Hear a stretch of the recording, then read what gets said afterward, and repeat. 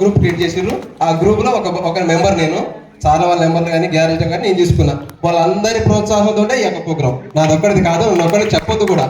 మీరు అందరు ఉంటేనే నేనున్నా, మీరు లేనేది నేను లేను కదా, అందుకే నేను ఒక్కడికి చెప్పొద్దు దయచేసి.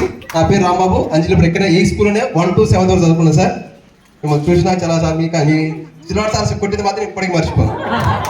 అది ఎప్పటికైనా చిన్నవాడు సార్ బస్సు దిగుతుందంటే క్లాస్లో సిట్ రైట్ ఎవరు కూడా మాట్లాడలేదు. మళ్ళీ చిన్న సారు ఈయన మాత్రం కొట్టిన విషయాన్ని అసలు మర్చిపో ఇప్పటికీ నేను చెప్పిన అదే.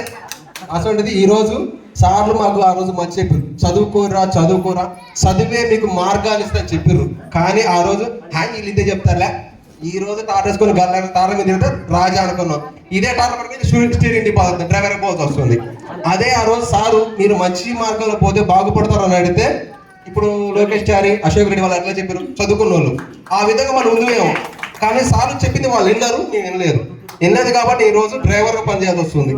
అదే సార్ చెప్పిన విన్నట్టయితే మనకు ఒక భవిష్యత్తు ఉండేది, మనం ఒక స్థాయిలో ఉండేది. దయచేసి గురువులు చెప్పేది ఎవరైనా కానీ శ్రద్ధగా విని వాళ్ళు చెప్పిన బాట నడితే మన బాట పూల బాటగా మారింది.